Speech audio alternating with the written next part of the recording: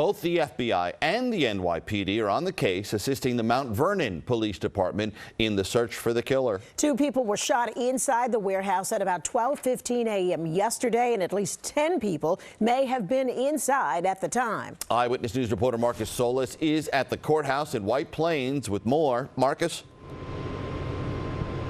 Well, Joe and Sandra, this was an attempted robbery that turned deadly, with one suspect being shot dead by an employee. Meantime, another worker was shot dead. As it stands right now, 5 defendants about to make their first appearance before a judge here in federal court.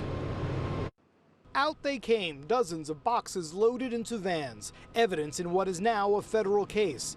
Yesterday morning's attempted robbery at a warehouse in Mount Vernon left 2 dead, a shooting that involved nearly a dozen people. Most of the people in this community know that this place was busted a couple of years ago for the same thing. My thing is why the building department didn't know. The FBI released this image of a man identified only as Marcos, wanted in connection to the shooting. Last night, the manhunt centered in the Bronx, where federal agents and the NYPD pursued a minivan that ultimately jumped a curb near Fordham University. 1 person was arrested, but a second occupant ran off on foot. The scene in Belmont is about 5 miles away from the nondescript 2-story structure on South 5th Avenue in Mount Vernon, which has been a trouble spot before. It is still an ongoing investigation. We are still pursuing other suspects, but in less than 24 hours and working with our law enforcement partners, we've been able to start to bring some more light to this situation. The location operated ostensibly as a wholesaler for vape products, where smoke shop owners would purchase supplies. But among the scores of federal agents are investigators from the state's Office of Cannabis Management, suggesting the presence of illegal marijuana.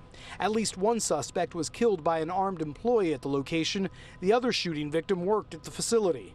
The mayor of Mount Vernon says her city requested assistance from the FBI's Safe Streets Task Force. People who perpetrate these types of crimes, when the FBI or the ATF or the DEA are involved, then they're also looking at federal charges. There are more resources available, and so that is why it is really, really important to make sure that when police departments are under-resourced, that you are using partnerships.